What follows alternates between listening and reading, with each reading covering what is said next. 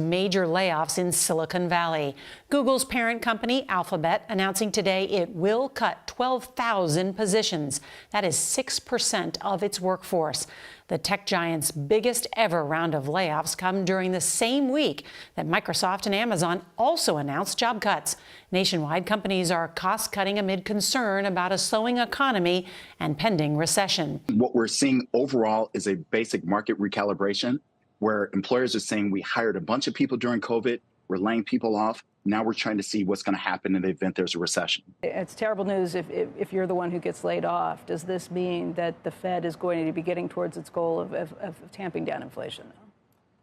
Yeah, I think so. I think the Fed's definitely trying to meet their goal in terms of inflation. And I think it also means from the perspective of the employees who are being laid off or the employees who are scared about being laid off is the fact that it's coming. As tech sector goes, so goes the rest of the markets. And when tech starts laying off, when banks starts laying off, you're going to start to see that ripple effect in other industries. For 2023, we're expecting an earnings recession, and that's really because what we saw last year, that the Fed hiked interest rates by 425 basis points, and we don't believe that the earnings are reflecting that right now. I think there's a good chance that other companies will cut their staffs. Whenever investors are looking at companies, especially if they're private, they are comparing them to public companies. And if public companies are getting skinny, the private ones are going to have to get skinny too.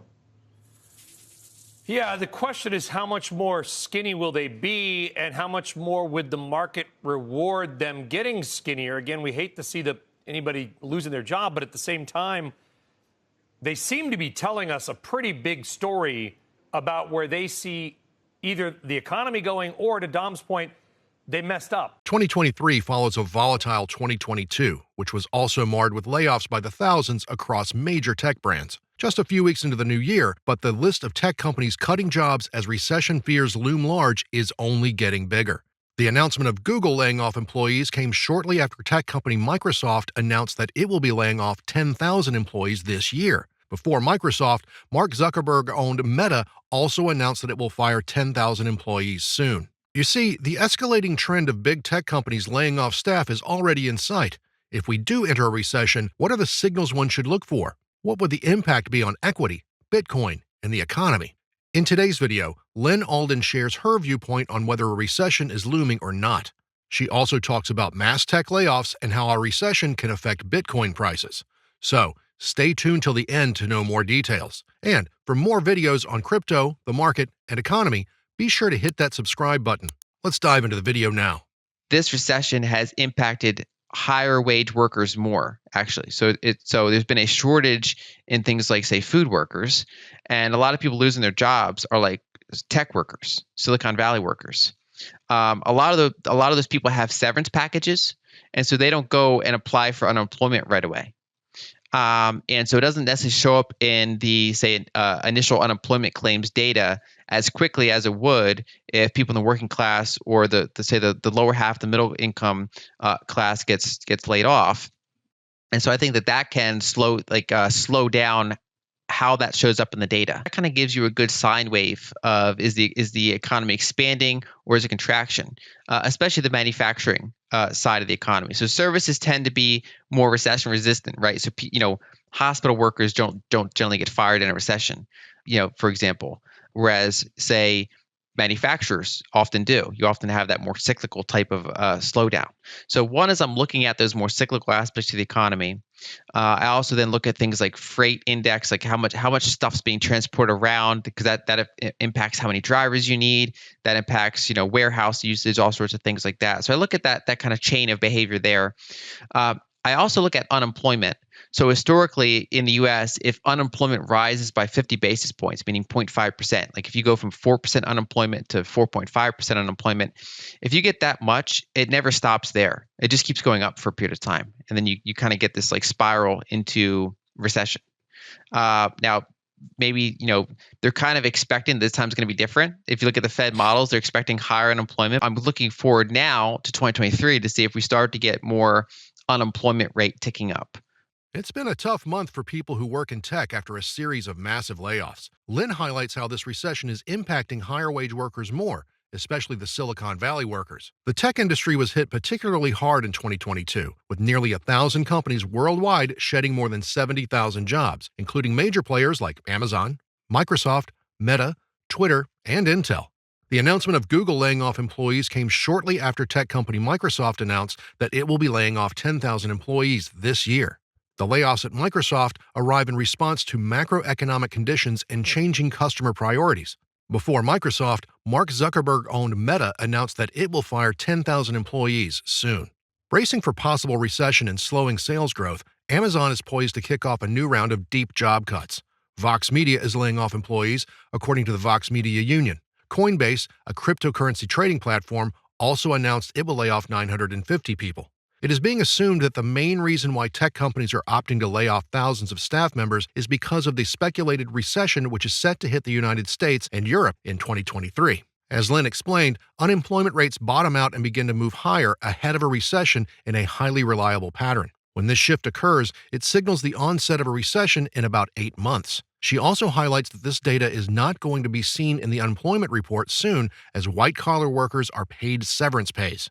But she believes that more unemployment rate data will be seen in 2023 ahead. Now, the next concern is what impact the recession could have on Bitcoin and other assets. Let's get into the next clip to hear more from Lyn Alden regarding this matter.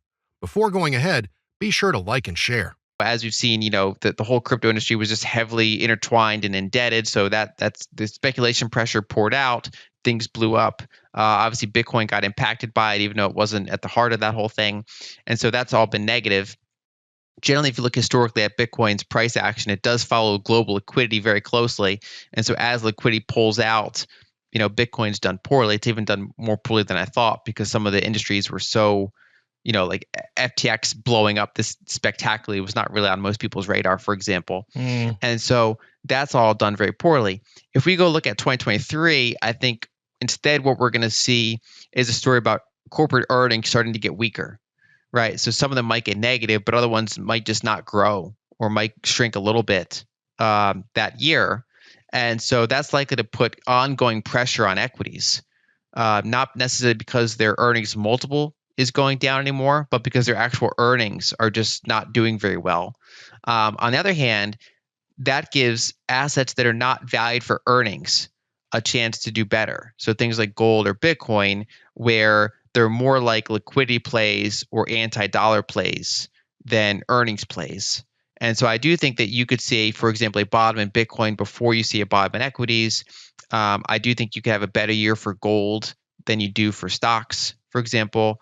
I think that that's, as a base case, the type of year I'd expect for 2023, unless or until I start to see evidence that says otherwise. Just over half of states in the U.S. are struggling with slowing economic activity, which could be a sign of a looming recession. Citing a challenging economy amid a recession fear, many tech companies have announced that they are laying off employees.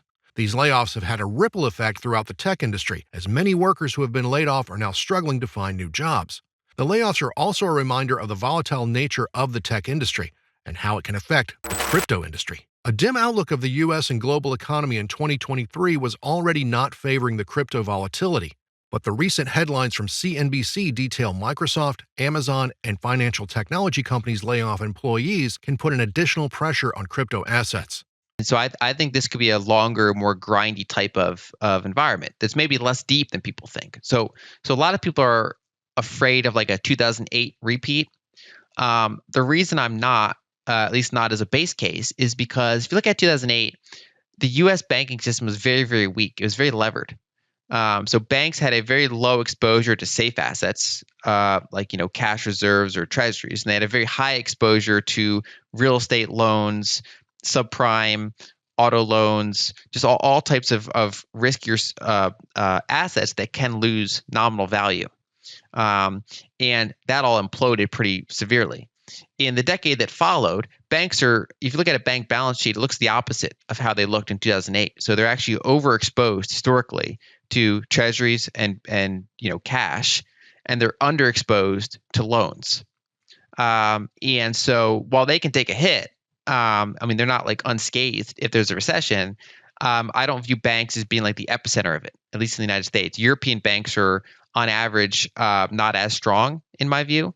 But at least in the U.S., you don't have that kind of like a center weakness at the heart of the financial system. Instead, it's dispersed elsewhere.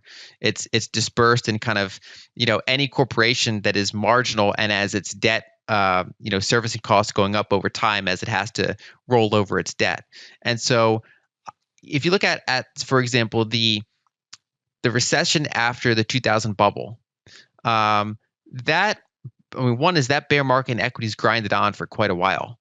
You never really actually reached especially in inflation adjusted terms, the U.S. stock market never reached its 2000 highs in the next run up. Going into say 2007, you kind of only roughly matched the prior highs before then obviously crashing into the Great Recession. It wasn't until the 2010s decade that you actually fully eclipsed the 2000 highs in equities.